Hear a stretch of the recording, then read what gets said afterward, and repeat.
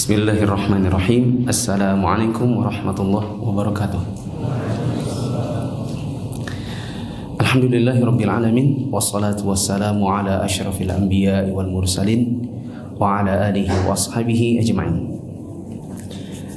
Jamaah yang dirahmati Allah, kita bersyukur kepada Allah pada hari ini bisa kembali bertemu dalam kajian di Amazing Tabi'in. Di pertemuan yang lalu kita sampai pada review kisah Rabi'ah Ar-Ra'i,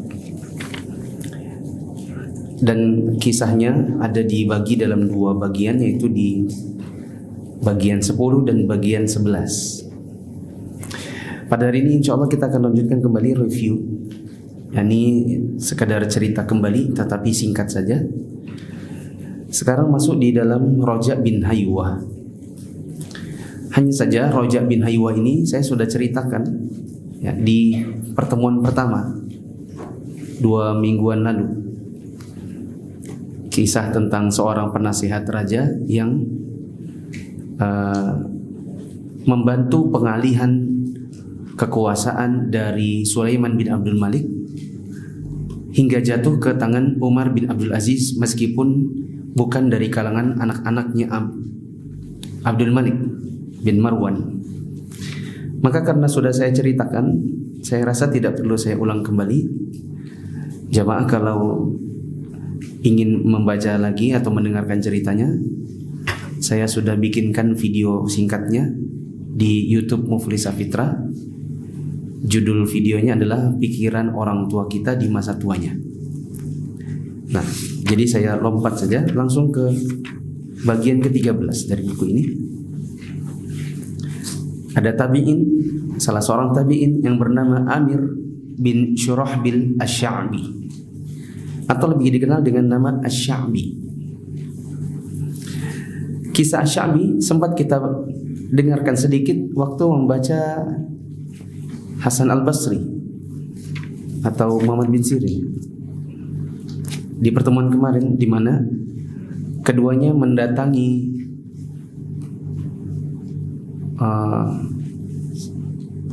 siapa namanya ya? Teman-teman masih ingat gak kisahnya Hasan Al-Basri bertemu dengan Umar bin Hubairah, di mana Umar bin Hubairah ini menjadi perpanjangan tangannya Yazid bin Abdul Malik. Ya, lalu kemudian sering melakukan kebijakan-kebijakan yang menzalimi orang.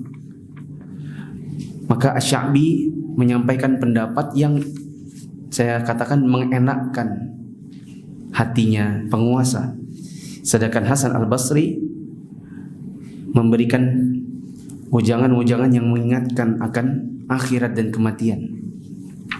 Ya. Asy-Sya'bi yang kita baca, yang kita dengarkan kisahnya di kisahnya Hasan Al-Basri, dialah yang ada di poin ke-13.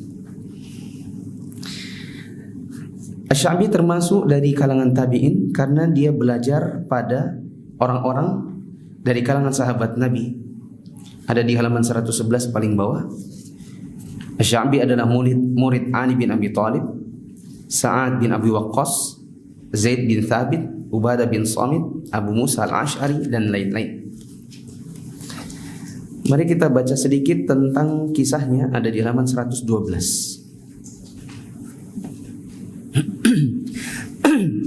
Maaf, salah, 114 saja.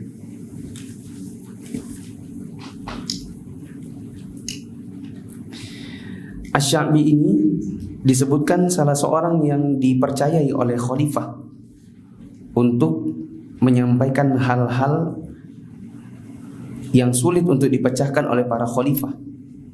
Ya. Mereka mencari pemecahannya lewat para ulama, di antaranya adalah Asy-Sya'bi. Di paragraf paling bawah disebutkan khalifah pernah mengutus untuk kepentingan berhadapan dengan Justinianus. Apa ini? Justinianus, ya, Raja Romawi. Saya ceritakan sedikit. Intinya Raja Romawi ini tertarik dengan kehebatan atau kepintaran Asy-Sya'bi. Ya. Dan saking pintarnya, Raja Romawi ini mau khalifah kaum muslimin kehilangan orang pintarnya. Ya gimana ya? Ini ada raja nih, punya orang hebat. Ada orang raja yang lain maunya sih karena bersaing gitu ya, maunya orang-orang hebat di belakangnya ini dibuang aja gitu. Caranya adalah diadu domba. Maka ketika Asy-Sya'bi pulang, si Raja Yustianus ini nitip surat. Apa suratnya? Suratnya kecil aja. Ada di halaman 115. Kata rajanya itu, saya heran sama orang Arab. Mengapa mereka menunjuk orang sebagai raja yang bukan anak ini? Maksudnya itu gini. Asy-Sya'bi ini kan pintar banget gitu. Maka raja ini menghasut si khalifah bahwa kok kamu gitu rajanya. Heran saya sama orang Arab. Harusnya raja-raja itu yang anak ini, karena ini yang pintar gitu. Kamu bodoh. Ya kan? Tapi apa tujuannya? Disebutkan di bagian bawah. Asy-Sya'bi berkata, Raja Romawi berkata seperti ini mungkin karena dia belum melihat Anda. Kalau dia sudah lihat Anda sebagai khalifah, tentu dia tidak akan berkata seperti itu. Itu katanya Sya'bi. Adapun Abdul Malik berkata, kamu tahu kenapa Raja Romawi itu menulis surat kepadaku dengan kalimat seperti itu? Asy-Sya'bi bilang, saya tidak tahu kenapa. Abdul Malik bilang, dia menulis surat kepadaku dengan kalimat seperti itu karena dia mau aku iri sama kamu. Dan itu sama dengan nyuruh aku bunuh kamu. Jadi aku sebagai khalifah tidak punya lagi orang-orang yang hebat kayak kamu. Kalimat raja ini sampai juga ke telinganya Yustianus itu, dan dia berkata, memang aku maunya begitu, supaya orang hebat di belakangnya khalifah ini dibuang, dihilangkan, dibunuh, sehingga khalifahnya ya gimana, kerajaan kalau nggak punya orang-orang hebat bagaimana, ya kan? Asy-Sya'bi telah sampai pada puncak ilmu.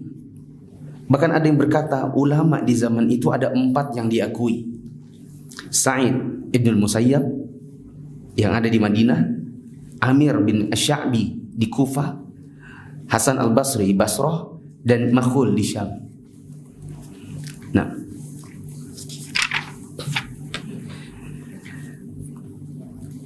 baik teman-teman yang dirahmati Allah, mari kita lihat bagaimana Sya'bi itu punya ketawaduan yang hendaknya kita tiru. Tawadhu itu artinya sifat rendah hati. Ada di halaman 116 paling atas. Asy-Sya'bi itu malu kalau ada yang memanggilnya alim. Salah seorang di antara mereka berbicara dengannya. Dia bilang, wahai faqih, begini wahai alim, saya mau bertanya. Ya. Ibaratnya kalau zaman sekarang teman-teman bertanya kepada ustadz, seorang ustadz, lalu dengan panggilan berlebihan. Kalau panggilan biasa kan seperti ustadz, maaf mau tanya, itu biasa aja. Tapi Ustadz Al-Fadil, Al-Alim, itu antum memberikan sanjungan yang justru mempermalukan dirinya. Kenapa? Ya guru-guru biasa. Adapun menjadi faqih, alim itu adalah kalangan para ulama. Nah, kita malah malu kalau disebut-sebut dengan panggilan yang berlebihan. Ya. Maka Asy-Sya'bi berkata, aduh, janganlah kamu besarkan aku dengan sesuatu yang tak ada padaku. Orang faqih itu adalah orang yang menjaga dirinya dari yang diharamkan Allah, dan orang alim itu yang takut kepada Allah, dan aku bukan seperti itu. Ada orang lain bertanya kepadanya tentang masalah, lalu dia menjawab, Umar bin Khattab berkata begini, kalau Ali bin Abi Thalib pendapatnya begini, kalau pendapat Anda bagaimana? Maka Asy-Sya'bi tersenyum dengan malu-malu dan berkata, apa yang mau kamu perbuat dengan ucapanku kalau kamu sudah dengar perkataan Umar dan Ali? Maksudnya, ya, kamu sudah dengar pendapatnya Umar, sudah mendengar pendapatnya Ali. Maka pendapat saya nggak ada kepentingan untuk dilihat. Ya, mau ditanding begitu? Kalau di zaman sekarang ada orang berkata, Ustadz, Syekh bin Baz berkata tentang pendapatnya masalah ini. Kalau Syekh Albani berpendapat seperti ini. Kalau pendapat antum, ya, apa pentingnya untuk pendapat seorang ustadz ketika antum sudah mendapati pendapat para ulama? Ya kan? Nah, teman-teman yang dirahmati Allah, mari kita lompat ke Salamah bin Dinar yang dikenal dengan Abu Hazim Al-A'raj. Kita langsung di halaman 120. Intinya adalah ada seorang khalifah bernama Sulaiman bin Abdul Malik. Masih ingat? Sulaiman bin Abdul Malik inilah yang mendatangi Atha bin Abi Rabah. Masih ingat gak kisahnya yang pertama? Ya, waktu dia jalan mau minta fatwa tentang haji, ternyata yang didatangi orang yang kulitnya gelap, hidungnya pesek. Terus anaknya bilang, ngapain kita nanya sama orang begini? Kita tanya sama Atha. Maka Khalifah Sulaiman bilang, kamu jangan sembarangan ngomong. Atha itu ini. Ya, itu di pertemuan pertama kan. Sulaiman bin Abdul Malik juga yang berkonsultasi kepada Roja bin Haywah yang tadi kita skip ceritanya, bahwa setelah dia meninggal nanti penggantinya siapa. Dan Roja lah yang akhirnya berkata sebaiknya Umar bin Abdul Aziz. Karena Sulaiman ini tadinya mau nyuruh anaknya yang berperang yang jadi penggantinya. Maka Roja bilang, bagaimana mau mengalihkan kekuasaan kepada orang yang nggak tahu masih hidup atau sudah mati. Lalu dia bilang, ya udah anakku yang kecil ini. Maka Roja bilang, bagaimana menyerahkan kekuasaan kepada anak kecil yang belum tahu apa-apa. Ya. Khalifah yang sama adalah yang ada di dalam cerita Salamah bin Dinar. Di paragraf paling atas dia sebutkan bahwa Sulaiman berkata, jiwa ini bisa berkarat sebagaimana logam, bisa berkarat jika tidak menemukan orang yang bisa menasehatinya. Maka orang-orang bilang, betul, kita ini butuh nasihat. Maka beliau berkata, adakah di Madinah yang bisa bertemu dengan kita, yang sudah berjumpa dengan para sahabat untuk menasihati kita? Maka ada yang usul, bagaimana kalau Abu Hazim Al-A'raj? Siapa itu Abu Hazim Al-A'raj? Mereka bilang Salamah bin Dinar, alimnya Madinah, salah seorang tabi'in yang pernah berjumpa dengan beberapa sahabat yang mulia. Singkat kata, datanglah Abu Hazim. Ya. Beliau menoleh kepada Abu Hazim sambil berkata, ada hal-hal besar dalam jiwa ini yang ingin aku ucapkan kepadamu, wahai Abu Hazim. Maka Salamah bin Dinar berkata, ya, silakan Amirul Mukminin, apa yang mau disampaikan? Khalifah berkata, wahai Abu Hazim, mengapa sih kita ini benci kematian? Ya. Maka dijawab, kita benci kematian karena kita memakmurkan dunia dan menghancurkan akhirat kita, sehingga kita benci untuk keluar dari kemakmuran menuju kehancuran. Khalifah tanya, apa yang akan kita dapatkan di sisi Allah di hari kiamat? Abu Hazim berkata, amalan. Coba paparkan amalan engkau kepada kitabullah, niscaya engkau akan menemukannya.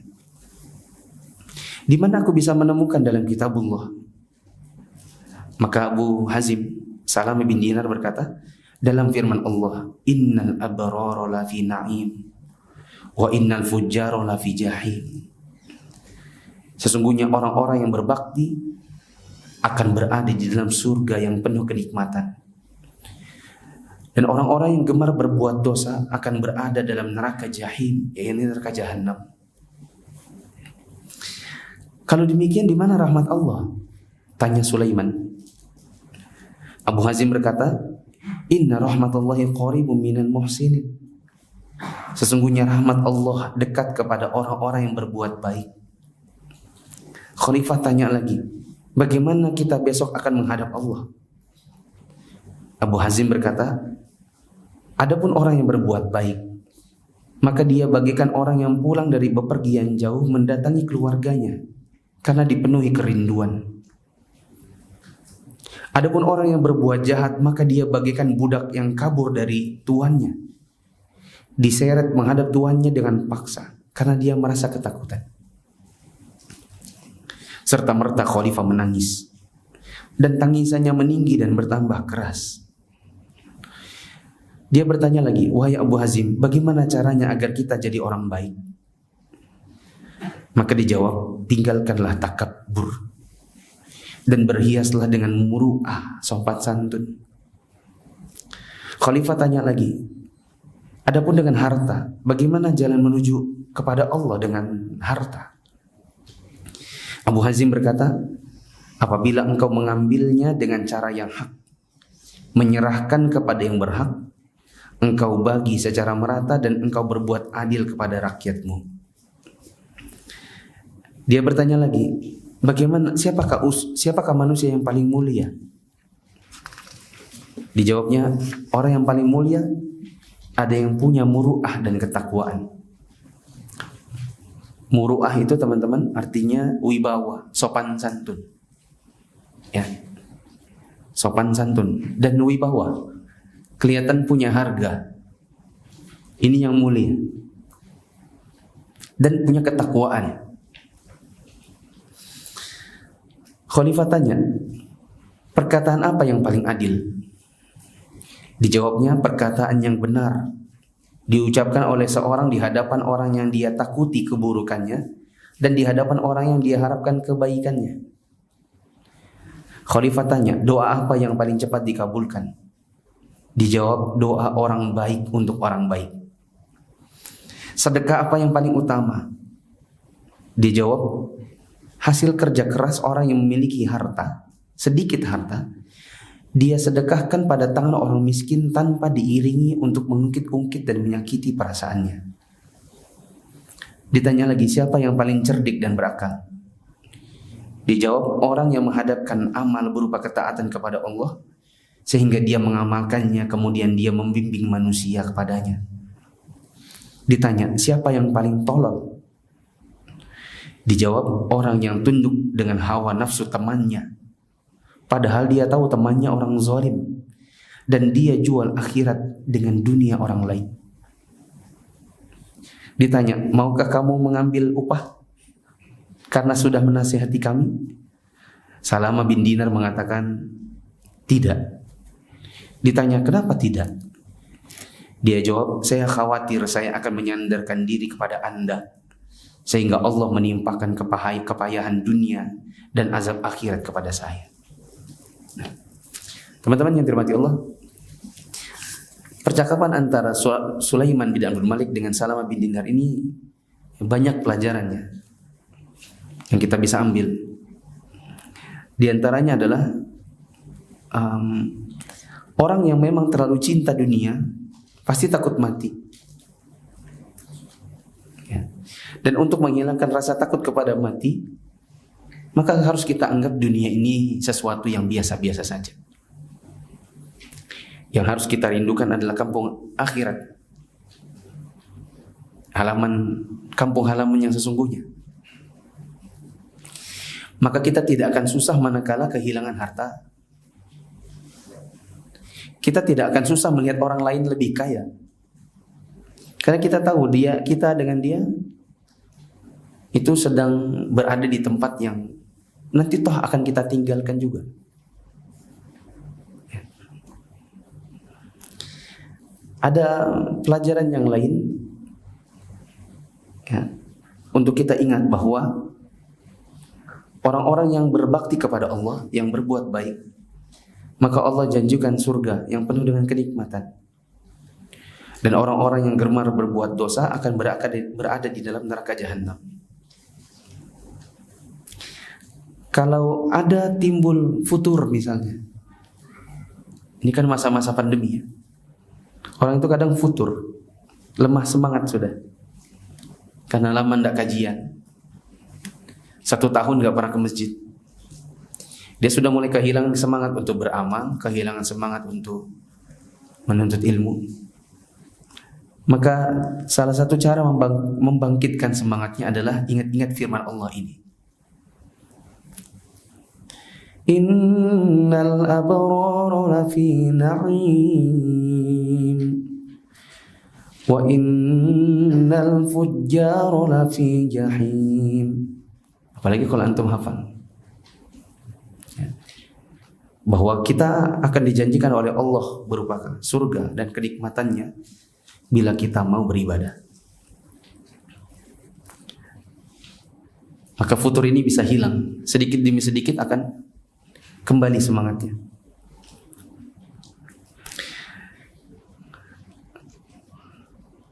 Di antara faidah yang lain adalah meninggalkan kesombongan dan berhias dengan muru'ah, dan mengambil harta dengan cara yang hak, menyerahkan kepada yang berhak. Maksudnya adalah salah satu penerapannya kalau hidup kita di zaman sekarang, mencari nafkah dengan cara yang halal. Ya. Kalau kita geser dalam kehidupan kita sekarang ini, banyak orang cari harta dengan cara instan. Jadi kalau mau butuh kendaraan harus dengan cara riba. Kalau mau butuh rumah, KPR riba. Takut dengan masa depan, ikut asuransi gharar, judi, maisir. Ya. Cara-caranya nggak baik. Kalau dagang, nipu. Barangnya nggak bagus, dibilang bagus. Barangnya ada cacat, cacatnya disembunyikan. Ya. Tadi disebutkan di sini bagaimana cara menuju ketakwaan kepada Allah dengan harta. Maka jawabannya adalah diambil harta itu, dicari dengan cara yang hak. Ada faedah yang lain adalah orang yang mulia itu yang punya sopan santun. Adapun orang yang tidak punya sopan santun, termasuk kalau kita di zaman sekarang, sopan santun dalam bicara, ya. Sopan santun dalam berdiskusi, maka ini mengurangi kemuliaan. Wallahu a'lam bishawab. Mari kita lompat ke kisah Sa'id ibn Musayyab di halaman 128. Tapi kisah ini cukup panjang, teman-teman bisa mendengarkan saja. Kalaupun mau lihat bukunya, saya belum bisa saya nggak kasih tahu halaman-halamannya. Intinya ada seorang khalifah Abdul Malik bin Marwan. Kira-kira ini bapaknya siapa? Sulaiman. Yang tadi barusan bicara sama siapa? Yang barusan ini Salamah bin Dinar. Itu yang bicara adalah anaknya, tapi khalifah juga. Namanya Sulaiman bin Abdul Malik. Nah, ini Sa'id bin Ibn Musayyab ini di masa-masa bapaknya, yaitu Abdul Malik bin Marwan. Karena Sa'id ibn Musayyib ini termasuk di antara yang senior dari kalangan tabi'in. Coba lihat, dia lahir tahun berapa tuh? Berapa teman-teman? Lahirnya 13 Hijriah. Nabi wafat tahun berapa? Tahun 11. Ya. Tahun ke-10 menuju ke-11. Ada yang 10 ke-11 gitu. Selama berada di Madinah. Artinya baru 3 tahun atau 2 tahun dari wafatnya Nabi, Sa'id bin Musayyab lahir. Ya, maka dia di antara kalangan tabi'in yang senior. Nah, sama kayak Urwah bin Zubair. Masih ingat Urwah bin Zubair? Yang kenapa dia? Kena penyakit di kakinya. Dipotongnya waktu dalam keadaan apa? Salat. Ya. Baik. Abdul Malik bin Marwan ini intinya sama kayak anaknya itu ya, punya kebiasaan suka cari ulama untuk datang dan menasihati. Dan inilah memang kehebatan orang-orang di zaman dahulu dari kalangan khalifah. Mereka suka mencari para ulama untuk nasihatin. Dan ulama-ulama di zaman dahulu kehebatan mereka adalah kalau menasihati penguasa bicara apa adanya. Kalau orang di zaman sekarang, ustadz-ustadznya yang datengin penguasa. Bagaimana caranya agar bisa klop sama penguasa, dikenal, lalu bisa dapatkan cipratannya. Mereka mencari sedikit dari dunia. Sehingga nanti kalau ceramah dekat penguasa atau menasihati penguasa penasihatnya nasihat-nasihat umum saja. Sabar, syukur, sabar, syukur. Adapun tentang korupsi, takut.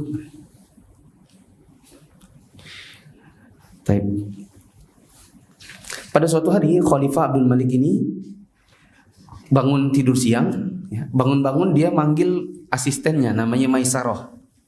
Tapi ini Maisarah ini laki-laki perempuan? Laki-laki di zaman dahulu, laki-laki ya. Zaman kita ini perempuan. Maka dia bilang, Maisarah, bisakah kamu ke Masjid Nabawi? Coba carikan siapa di antara orang-orang yang ada di sana yang bisa ceramahin kita. Singkat kata, Maisarah pergi ke Masjid Nabawi dan di sana dia hanya menemukan Sa'id ibn Musayyib. Maka dia bilang, wahai Syekh Sa'id, maaf ini penguasa mengundang Anda buat ceramahin beliau di istananya. Ya, coba kalau ustadz-ustadz di zaman sekarang kira-kira nolak atau tidak? Ya, saya pun belum tentu tidak nolak. Belum tentu. Gimana tadi? Saya ngomong apa tadi? Belum tentu menolak, maaf. Belum tentu saya menolak. Karena bisa jadi kita pikir, oh mumpung dia minta nasihat, kita nasihatin. Tapi kita kalau ngomong sama dia jangan ngerem. Jangan cuma sekedar, bapak hebat, apalagi jilat begitu. Ya. Tapi apa katanya Sa'id ibn Musayyib? Dia bilang, siapa yang mau menerima nasihat, dia yang datang. Bukan saya yang datang. Gitu. Maka Maisarah ini balik ke istana. Terus dia ngomong, mohon maaf tadi saya ke Masjid Nabawi nggak ada orang, yang ada cuma Sa'id ibn Musayyib. Terus dia bilang apa? Dia bilang kalau mau dapat nasihat orangnya datang, bukan didatangi. Ilmu itu didatangi, bukan ilmu itu didatangi, bukan didatangkan. Maka Abdul Malik bin Marwan mendesah panjang dan berkata, aduh coba tadi gak usah ngomong sama dia. Karena itu seolah seperti apa namanya, merendahkan gitu. Paham ya perasaannya ini? Perasaan khalifah ini. Coba tadi kamu gak usah ngomong sama dia. Kalau tahu itu Sa'id bin Musayyib, gak usah ngomong sekalian. Karena sudah tahu bahwa Sa'id bin Musayyib bukan tipikal yang bisa dipanggil-panggil. Dia tipikal yang punya keilmuan yang apa ya, punya wibawa yang kalau dia merasa kalau kamu mau dapat nasihat sini datang. Ya. Bukan mentang-mentang situ khalifah lalu kemudian kita yang diundang sini pulang bawa amplop, nggak bisa. Tapi coba tadi kamu nggak usah ngomong aja dah, katanya Abdul Malik. Maka ada yang bilang begini di kalangan majelisnya itu, aneh ya orang begitu. Dipanggil khalifah kok nggak mau? Ya. Maka ada lagi yang bilang, kamu nggak tahu kah siapa Sa'id itu? Sa'id itulah yang Khalifah Abdul Malik ini, ya orangnya ada ya. Khalifah Abdul Malik mau melamar anaknya dia buat anaknya Khalifah. Paham maksudnya? Ya. Tapi ditolaknya. Tambah lagi orang bilang, tambah aneh lagi. Masa iya ada yang nolak anaknya Khalifah? Karena Abdul Malik ini punya anak banyak. Ada Walid, ada Sulaiman bin Abdul Malik, ada Yazid, ada Hisham. Hisham ini yang masih kan ceritanya? Dia bilang Rojak bilang Umar bin Abdul Aziz bilang astaghfirullah, dia juga ngomong astaghfirullah. Innalillah, dia bilang innalillah juga. Karena Umar bin Abdul Aziz disebut namanya sebagai pengganti khalifah. Umar bilang innalillah, saya yang jadi pengganti. Sedangkan Hisham, anaknya saudaranya khalifah yang lama, dia bilang innalillah karena bukan saya. Teman-teman, semoga teman-teman paham yang ana maksudnya. Nah, Khalifah Abdul Malik ini mau melamar putrinya Sa'id bin Musayyab untuk Walid. Tapi nggak mau Sa'idnya. Maka ada yang bilang ini tambah aneh lagi. Sudah diundang ke istana nggak mau, menikahkan anaknya dengan anaknya Khalifah nggak mau. Ini lebih aneh lagi. Coba kalau antum sekarang ada wali kota datangin antum punya anak perempuan terus dilamar, mau nggak kira-kira? Ya. Maaf Pak, bolehkah anak perempuannya buat anak kami, anak wali kota ini? Ya, sudah punya rumah sendiri, sudah punya mobil sendiri. Pokoknya habis nikah langsung tinggal di rumah sendiri. Sudah ada pembantu-pembantu yang siap melayani. Ya.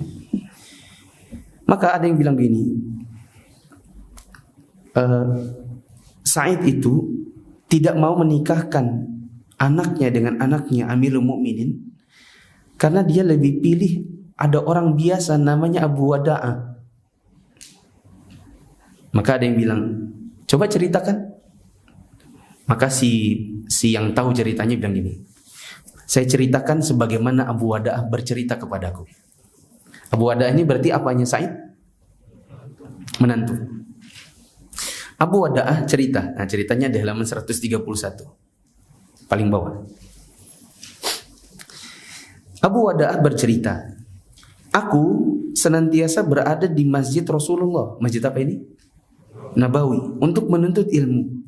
Dan aku senantiasa ada di halaqahnya Sa'id ibn Musayyab. Dan aku ikut berdesak-desakan dengan orang-orang. Kemudian ada beberapa hari aku menghilang dari halaqahnya Syekh Sa'id, sehingga dia mencari-cariku dan menyangka aku sakit atau tertimpa sesuatu. Dia tanya kepada orang-orang di sekelilingnya, mana Abu Wada'ah? Tapi nggak ada yang tahu. Setelah beberapa hari aku kembali ke majelisnya, maka dia menyalamiku dan mengucapkan selamat datang. Ditanya, kemana saja kamu Abu Wada'ah? Ku jawab, istriku meninggal sehingga aku sibuk dengan urusannya. Syekh Sa'id bilang, mengapa kamu tidak memberitakannya kepada kami supaya kami bisa menolongmu, menghadiri jenazahnya, membantu apa yang menimpamu? Ku jawab, jazakallahu khairan. Ketika aku hendak untuk beranjak dari majelis, dia menahanku sampai orang-orang semuanya pergi. Maka dia berkata, tidakkah kamu mau mencari istri baru wahai Abu Wada'ah? Gila lu. Coba seandainya ya ada ustadz siapa ya di sini, ustadz besar gitu ya, tua, punya anak perempuan, jomblo, gitu kan, atau duda. Terus di orang-orang ramai, orang-orang pergi, ditanyain, maukah cari istri baru? Apa perasaan antum? Ya, di wajah senyum-senyum, di belakang jingkrak-jingkrak pasti. Maka dia bilang, yarhamkallah, semoga Allah merahmati. Siapa yang sudi menikahkan anak gadisnya denganku? Aku ini yatim, fakir miskin, gak punya duit kecuali 2 atau 3 dirham saja, duda lagi. Maka Syekh Sa'id mengatakan, aku akan menikahkan kamu dengan putriku. Lidahku keluh dan aku berkata, Anda mau menikahkanku dengan putri Anda? Dan kami apabila ada orang yang datang, kata Sa'id, iya, dan apabila ada orang yang datang kepada kami, orang yang kami ridhoi agama dan akhlaknya, maka kami nikahkan dia. Sedangkan kamu di sisi kami adalah orang yang diridhoi agama dan akhlaknya. Ya, saya teringat kisahnya Syekh Utsaimin. Syekh Utsaimin punya murid namanya Khalid Muslih yang sekarang ini mengajar di Masjid Nabawi. Masjidil Haram. Ya. Syekh Khalid Muslih pernah nanya, Syekh, gimana ya kalau ada ini kita mau cari istri gitu. Waktu dia masih bujang. Ya. Maka Syekh Utsaimin bilang nanti insya Allah saya kabarin kalau ada akhwat. Ya kira-kira seminggu lagi lah. Setelah seminggu maka dikabarin ada nih akhwat kalau kamu mau. Nah, siapa Syekh? Anak saya. Oh anaknya Syekh gimana itu? Rupanya dalam seminggu Syekh Utsaimin nyari tahu siapa Khalid Muslih ini. Ya. Setelah dia tahu tentang agamanya dan akhlaknya, maka dinikahkanlah. Jadi Syekh Khalid Muslih itu jadi menantunya Syekh Utsaimin. Dan sekarang Syekh Khalid Muslih, ya kalau teman-teman lihat di YouTube banyak, ya apa namanya videonya, ya, termasuk diantara yang mengajar di Masjidil Haram sekarang. Nah, maka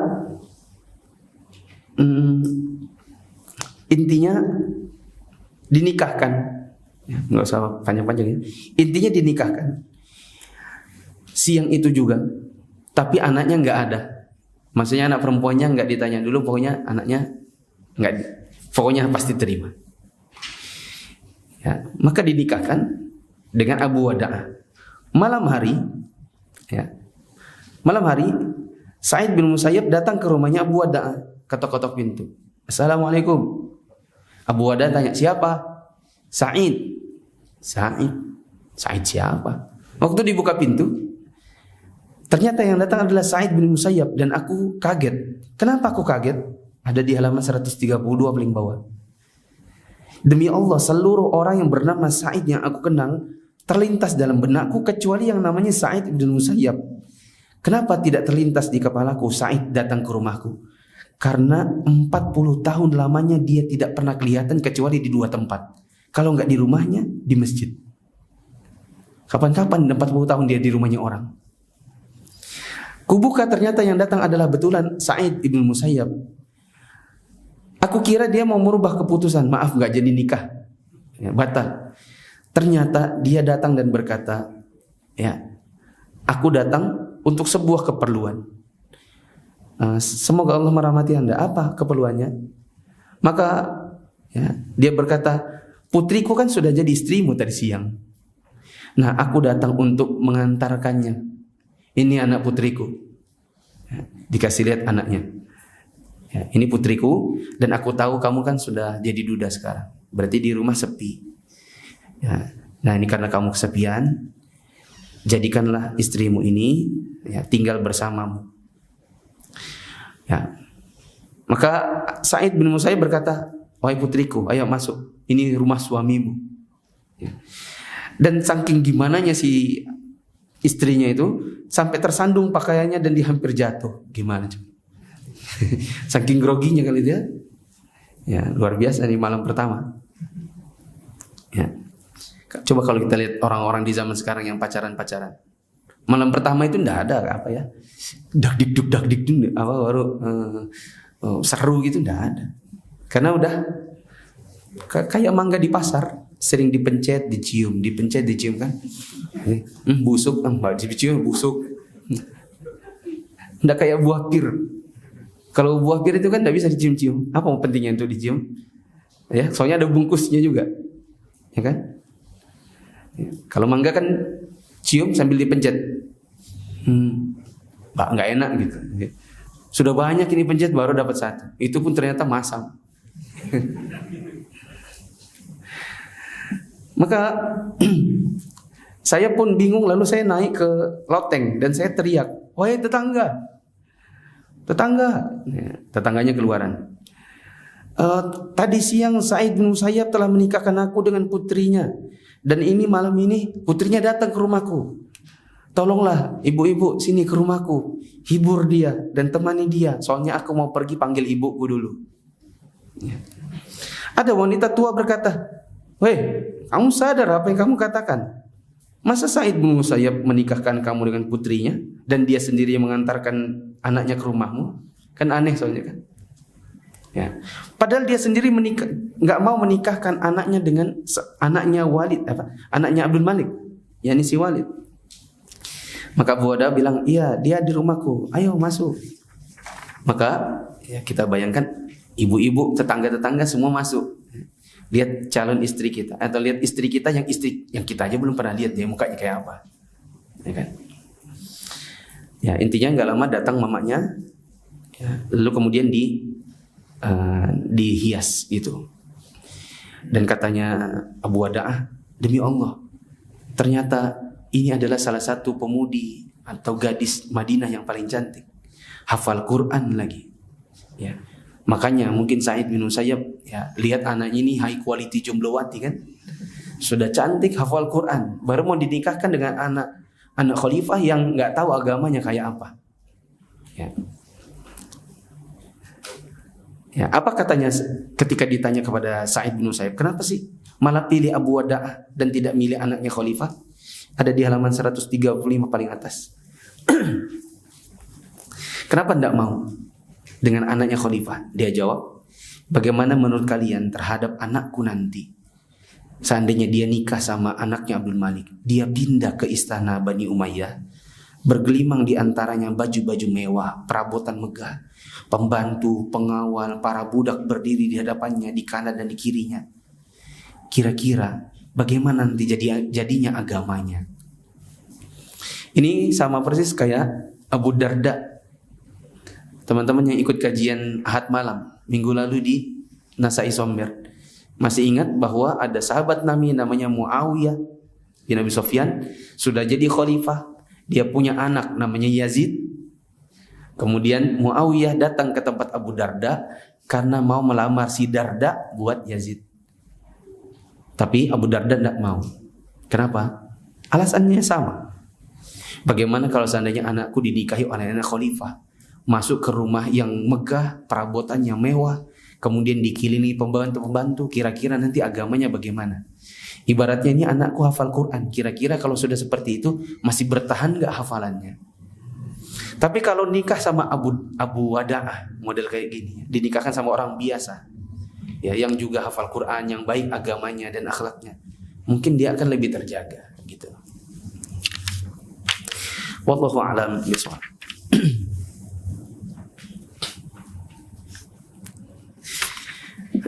Dari kisahnya Sa'id bin Musayyab ini, di antara yang bisa kita ambil pelajarannya adalah bagaimana orang di zaman dahulu lebih memilih agama ketimbang harta dalam memilih pasangan. Orang di zaman dahulu lebih memilih akhlak ketimbang kemewahan. Sedangkan mungkin orang di zaman sekarang dia menikahkan anaknya dengan orang lain, siapapun yang penting hartanya. Makanya kalau di zaman sekarang kita dapati uang panaik, ya, uang panaik ya, 100 juta, 200 juta, kayak jual beli anak kan. Ya. Berani berapa? Ditanya lagi, bisa berapa? Ini emang kenapa mau jual beli anak kan? Sedangkan orang di zaman dahulu lebih pilih agama. Ya. Itu sebagaimana kata Nabi SAW, tunkahul mar'atu li arba'. Perempuan itu biasanya dinikahi karena 4 hal. Ya. Dikarenakan 4 hal. Li maliha, karena hartanya. Li jamaliha, karena kecantikannya. Wali nasabiha, wali hasabiha, atau li nasabiha, karena nasabnya. Walidiniha, karena agamanya. Ya. Kalau ada wanita punya 4-4-nya, sudah kaya, cantik, keturunan orang yang baik, agamanya bagus lagi, itu pasti ustadz-ustadz yang punya. Adapun pemuda biasa, dia pasti harus pilih salah satunya. Tapi kan nggak ada juga ya wanita yang begitu, 4-4-nya punya. Tapi kalau seandainya harus memilih, maka Nabi SAW mengatakan fazfar bidzatid din taribat yadak. Ya, maka pilihlah yang karena agamanya dulu. Sesungguhnya nanti keberkahan akan ada di tanganmu. Ya. Coba teman-teman yang sudah nikah, antum kalau lagi tengkar sama istri antum, kecantikannya kelihatan nggak di mata antum? Hah? Sudah nikah kan? Pernah bertengkar sama istri? Sudah pernah? Pasti pernah lah, mungkin enggak, ya kan? Kecantikannya kelihatan nggak pas bertengkar? Tidak ada harganya sudah kecantikannya. Ya pokoknya kayak setan. Gitu. Kalau kita sudah marah, jengkel itu, kayak setan rasanya. Begitu juga kalau dia sudah marah-marah atau banting-banting barang gitu kan, sudah pecah-pecah sama piring-piring. Pokoknya kayak setan meskipun dia putih. Ya, meskipun dia pakai eyeliner.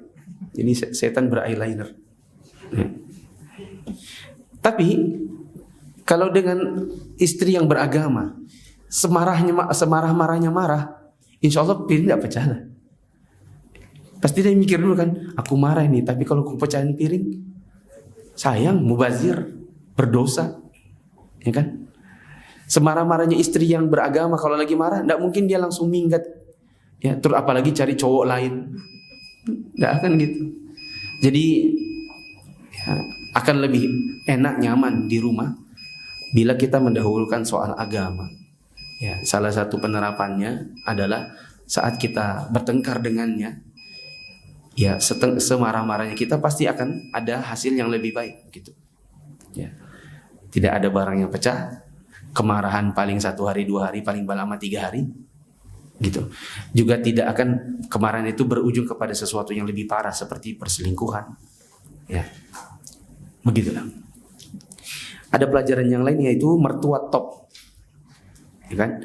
Karena Sa'id bin Musayyib ini dia sendiri yang menikahkan anaknya, dia sendiri yang antarkan anaknya, dan tadi ada yang saya tidak sempat sebut yaitu karena Abu Wada ini bukan laki-laki kaya, itu harta modal pertamanya yang kasih adalah bapak mertuanya. Siapa? Sa'id. Ya.